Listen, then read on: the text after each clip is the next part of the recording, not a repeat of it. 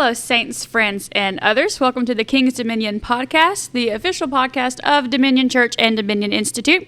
I am Hope Wyatt. Usually my husband, Pastor Josh, is here, but I have a special friend with me today, Miss Belinda Tolliver. Pastor B has been serving at Cornerstone Word of Life for, you said 24 years? Yes. For 24 years. Yeah. And so I'm honored to have her here with me today. I'm honored to be And here. I'm excited. I just love, anytime I get to spend time with you, I'm always excited. So I love you. I love but you too. So if you caught, oh my goodness, if you, I sound like I grew up in the sticks, and I did, so.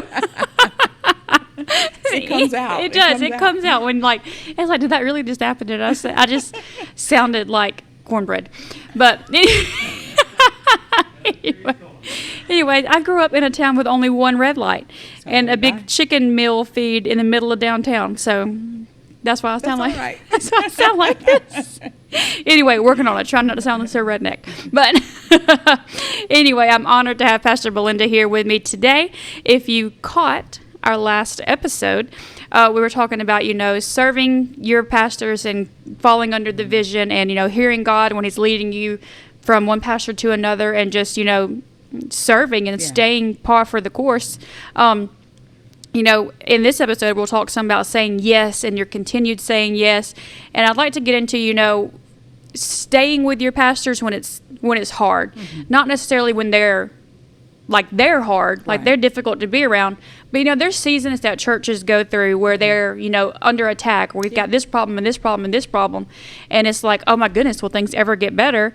But in those times is when your pastors really, really need you to hunker down and stay and, weather the storm with them versus jumping ship and saying adios. Yes. So we can start wherever you'd like to start. Okay.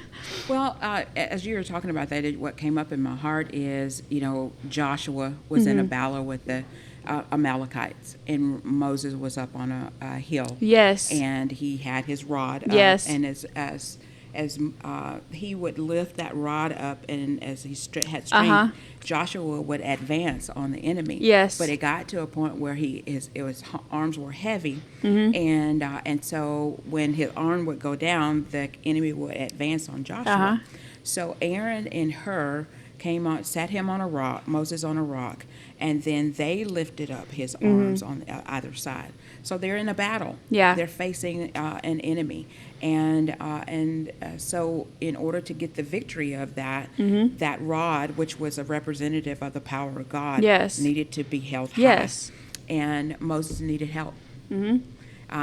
Which is symbolizes to us that, the leaders can't always do it by themselves. Right. And so Aaron and Hur saw that dilemma, and they came on each side of them and held his arms up that rod.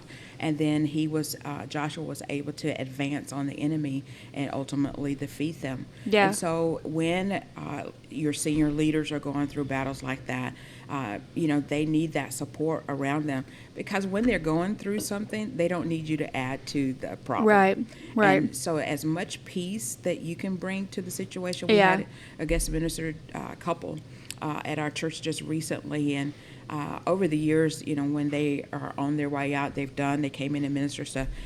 It's almost every time they've had a word in due season for me. At this time when they left, they mentioned, you've been here, we've been doing this for a long time, and every time we come, you're here, and that kind of thing. And they said, the best thing that you could do for your pastors is help bring peace around them. And so, which was a very, important word. This is their last word as they're walking out the door.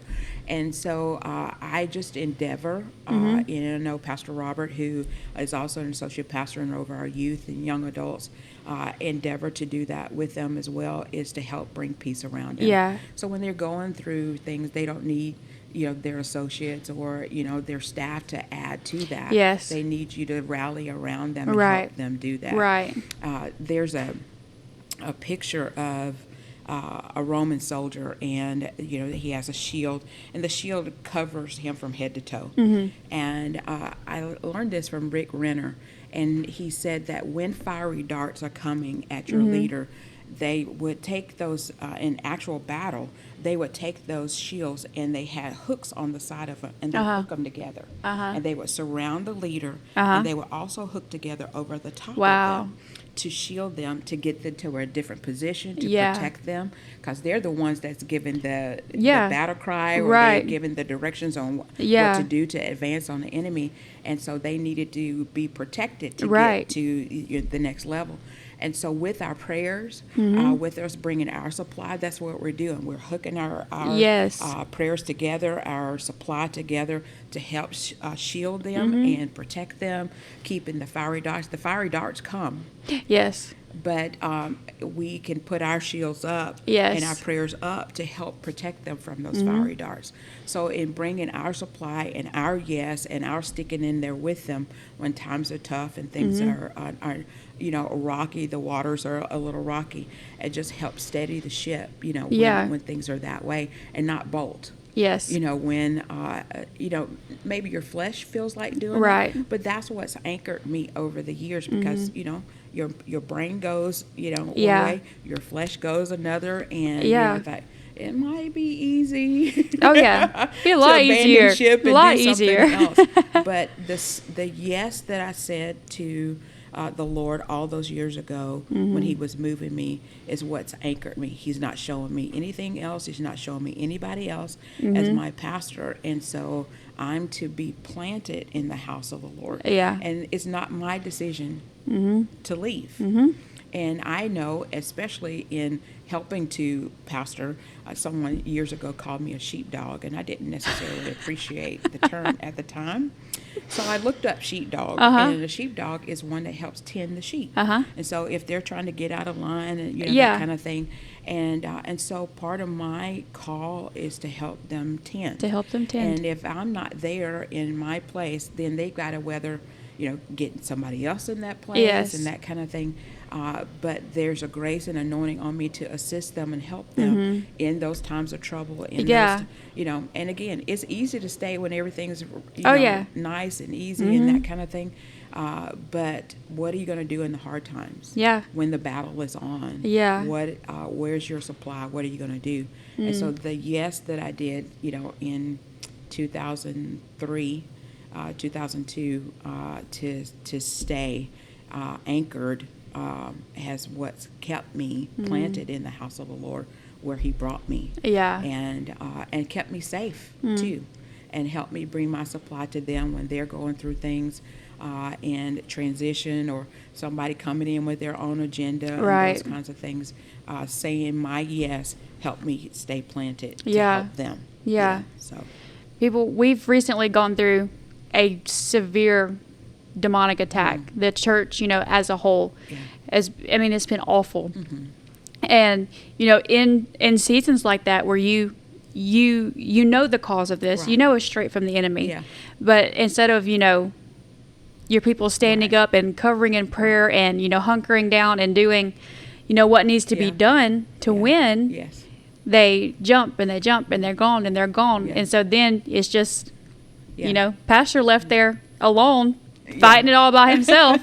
Exactly. So, but thankfully we've had people in our corner that, from, our advisory board, like Pastor Mark and Pastor Rhonda, we've had others, and we've had a few in the church, family that have, gathered around us and prayed, and we've come through on the other side. Yeah. But, you think about how differently things could have played out if those that, that had originally said yes, I'm here, God has sent me here, and you have my yes, and I'm here for everything, I'm here till the end, like all gung-ho, I'm here till Jesus comes back, I'm here. And then there comes a tough situation and a tough battle. It's like, okay, goodbye. But the honor and respect I have for you for being able to stay for that long, and knowing that I'm here. I'm here. God has sent me here, and I'm here, and I'm not going anywhere, until God moves me somewhere, which... Exactly. And even from my perspective, because God didn't give me the vision for the church. He gave it to them as senior leaders. And so I may not know everything that's going on, but I still have to make that decision to stick to it. Yes. And stick to them to help them, Mm-hmm. even not knowing all the details Right. of everything, and trusting that the Lord is helping me to bring my supply Yes. to them, and I don't have to know everything. Mm-hmm. And I think that's another thing, with having strong personalities around Uh-huh. you. We all have our opinions of, and then there's times even when the Lord is even emphasizing a certain department or area and that kind of thing. And, Pastor Robert might think, well, the youth are our future they're our future and we need to emphasize them, but if we don't pray, my part, we Well, we don't gotta pray. and then the children's pastor and then the men's like- minister and when everybody's wanting their different area to be emphasized. But sometimes that God is shoring up an area. It's not that he's negating yours, Right. but he's shoring up a particular area in the church, or even the church at whole. I know even this year with our pastors, last year was a year of travel for them. Pastor Rhonda's book Yes. came out, and so they were traveling quite a bit with that. And so the Lord said, this year, I want you to stick close to home and shore up some areas in the church. And so they are sticking close, making sure departments are running the way that they should, making sure the vision, in each department is still going the way that they should, and those kinds of things, and us also getting in line with that, and so saying yes to that, even if in their area they see something or that needs to be tweaked or whatever. You can't get offended by that, Right, yeah. because of their view and the way that they're seeing things is different. Yeah. And that grace is upon them Yeah. to do that. And so you have to make a decision. Okay, they're the leaders, and I have to make that adjustment again. And so I've told even staff members that have come in, maybe coming from different places, or they came in from a secular setting. This is not a normal place. Right. This, the vision and the plan that you are serving is in opposition to someone. And so with that opposition, he's going to throw everything Yes. he can at Yes. you to try to pull you out from from the vision. And so you need to be aware of that. There's a grace for you to be here and be in your position. And you don't have to tap into that grace. Yes. And so when things do get rocky, or things are, you may see some things differently than the way they see it. You tap into that grace. Yes. Lord, you sent me here. Right. I left my secular job, or I left this, or what have you, and you brought me to these pastors. And so, okay, I'm bending. Yes. And coming under. Yes. This vision. So. And I always say, people nowadays are so touchy and soft. Yeah. But it's not even so much as in the workplace, but in the church. Yeah. Because if you go to work and your boss says, "Hey, I don't like how you're doing this. Let's change it." Right. And then you change it, no problem at all. Yeah. But then you come to church and the pastor says, "Hey, I don't really like how this is going. Let's change it." Oh my gosh, can you believe he said this to me? He said this. He's trying to change. This is my department. He's trying to change it. And no. It's like, well, you would listen to your boss, at work, but then you can't listen to your pastor at church. Yeah. But then they want to pull that's just so controlling card, the control card. It's like, well, are you the pastor? Because if you're the pastor, then you can change the department. And have to, and as a senior leader, they're going to have to get an answer to God Right. for that. Right. And if he's showing them something to implement or change or adjust, we have to trust that they're hearing from God and adapt. Yeah. So, and again, you're not here for your own agenda. Right. You're here for the higher, greater purpose of God. Yes. To do that. So, and it causes you to make a decision. Am I going to stay here and do this? Right. And it's easy to bolt. Oh, it's easy to run. And so when you're being corrected, your flesh doesn't like it. Nobody's flesh likes it. But again, it yields a fruit of righteousness in you. You grow from it. Yeah.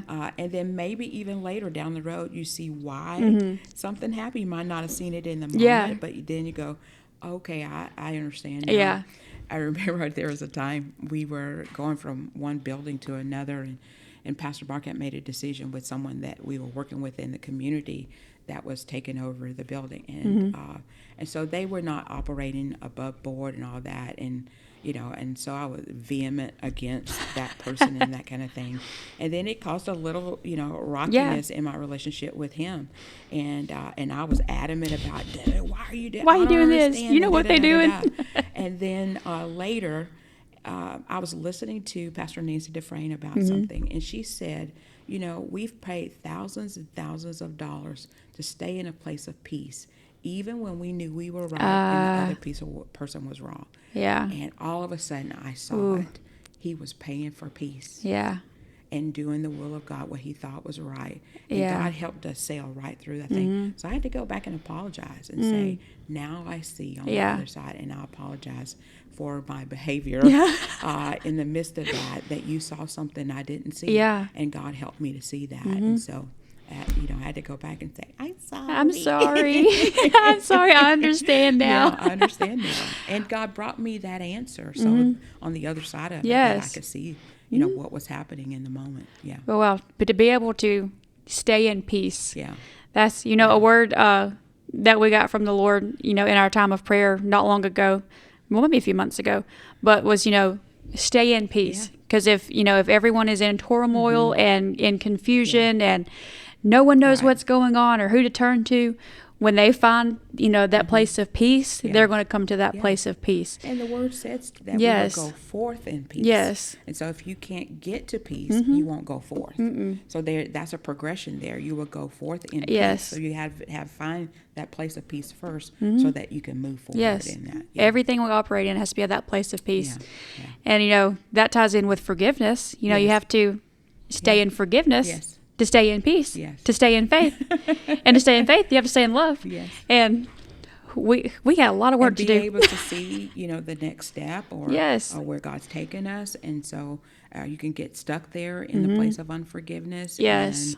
And just spin your wheels in that. Even get over into bitterness. Yes. I've had family members that I've done that with, and it causes you to spew your seeds out of bitterness and in their garden, and you don't want to do that. It causes health problems and financial ills and all of that. Everything is out of whack. In a place of peace, even when you don't understand. Right. If you can maintain that place of peace and then follow on to know with Him. And bitterness is so easy to spread. Yeah. We the boys love to blow dandelions. And so we were, looking out in our backyard the other day, and there was like you couldn't even see grass. There were so many dandelions. Oh, wow. And so our spiritual son Joel was there, and he was like, "Did somebody blow a dandelion?" I was like, "Yeah, we blow dandelions, all the time. Me and the boys will go outside, we'll blow the dandelions." He said, "Well, when you blow them, their seeds spread, and that's why they're so it's just like a tree. When you plant the seed." I didn't know that either, but now, and then I walked over to another corner in our backyard, dandelions everywhere. But I tie that in with, it's just like bitterness. You can say one word to someone, and you're spreading those seeds, and they go to the next person, and they spread those seeds, and then sooner rather than later, you have this infestation of bitterness. That's something that you don't want. that is something you do not want. Right. And you have to work in overtime to get over that. Yeah. Man, that is, you can stay out of bitterness and out of unforgiveness. Yes. That is, you need to stay in love, stay in peace, do everything you can to stay in love and stay in peace. And that's a condition of your heart, too. Yes. And then it clouds out, and when those weeds are there, it crowds out the right things that are supposed to, that even lead you forward. Yes. In the plan of God. And so I've been so blessed and so honored to be a part of Cornerstone Word of Life Church. And not only that, just it being there to help them, I found my purpose there. And I found the fulfillment of my own heart in, not knowing even years ago you're supposed to pray for your pastors. I came out of denominational church, and our pastor was a circuit preacher, so every Sunday he was somewhere different. And so he was the preacher, not necessarily the pastor. So when I came over to these crazy charismatic Word of Faith people, they started teaching us that how important it was to pray for your pastor and give your supply towards the plan of God. And then I realized in that because the kingdom operates on seed time and harvest and sowing and reaping. So when I would sow into them, then I begin to see my place in that. Yes. But if I throw my hands up and just leave, then I got to start all over again somewhere. Yes. And the condition you leave one place is how you enter into another. Yes. And so if you hadn't taken care of and tended your own heart here, he can't move you into the next place because you carry that with you wherever you go. And so he's helped me in that. And so, again, setting your heart to pray. And then if something is rocky and they're resetting your heart to them, then you find your own place and your own fulfillment in the plan of God as well. It's funny you mentioned, what you're sowing in this season is what you're going to, get out of your next one. We, while we were at Rhema, I volunteered. I was a great church member. I volunteered in the kids ministry, and I did. Eventually, we got hooked into worship and stuff. But I was a great church member. Pastor did not volunteer. He was like, we in school every day. I don't know what department I want to volunteer in. I'm just not going to do it. I'm just going to rest. I'm going to rest. I've been serving at my grandparents' church all my life. And as soon as we go back, we'll eventually work towards taking the church. And so I'm just going to rest. We moved home, didn't have no help, none at all. For about, we started getting some trickles of help, but not like long term. Right. And we're still kind of getting trickles, and some of our help was about to move to Japan. So, say yes to the Lord. I'm just kidding. We're ecstatic for them. But, help has come and gone and come and gone and come and gone. But we've needed long-term help. And so Pastor did the Christmas banquet at Rhema this year. And we were at dinner with Pastor and Mrs. Hagan. And Josh apologized to them. And he was like, I didn't serve. I didn't volunteer. And I should have, because, when we moved back home and we're trying to pray and help, the Lord said, you ain't had good help because that's the amount of time that you didn't serve at Rhema. I said, oh, boy. Oh, those seeds came up, didn't I said, I volunteered. You should have been volunteering. But say that to say, that's a casual plug. Volunteer at your churches. Yes, your pastors and the staff need all the help they can get. And if you go to Dominion Church, we need help in the nursery because all four of my kids... All four of my kids are taking over the nursery. And thank God for grandparents, because they have just jumped right along. We've lost some nursery volunteers recently. So they're like, okay, we're just, we'll do nursery. But I'm like, we need a rotation. I know grandparents, y'all will do it. You'll do it every day. Yeah. But I'm sure they want to be in church some too, and not wrestling my boys. I know. All of them. Oh my goodness. So we moved home, and Josh said, we're going to grow the church one way or another, and we've been growing. You're doing your part. We've been doing our part. We've been fruitful and multiplying. But anyway, saying yes and being committed to your yes. Yeah. Back to that song I was listening to. I played it. I'm probably going to listen to it all the way home too. I hadn't heard it in years. And then Josh played it in the car the other day, and I was like, wow, like I needed this. Yeah. But it says, with every beat of my heart, there's a resounding yes. Mm-hmm. And every breath that I breathe, my soul screams yes. Wow.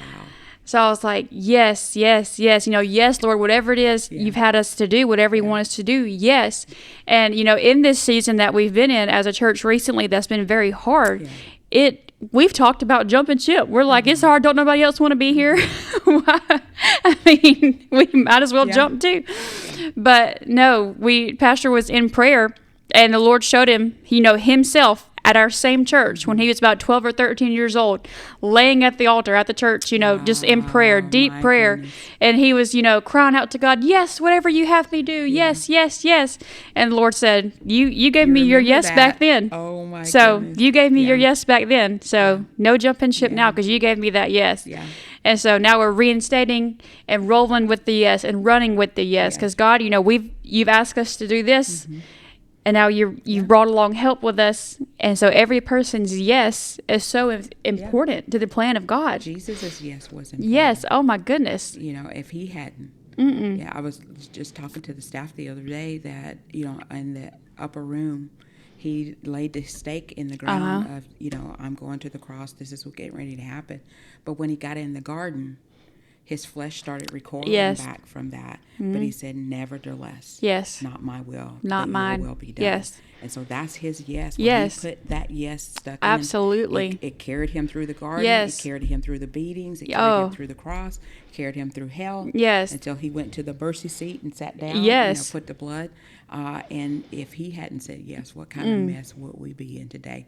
And he was our ultimate example in Yes, that. yes. And he faced something harder than we ever Yes. would face. And I was thinking about him, on the crossover on my drive, and they beat him. Yeah.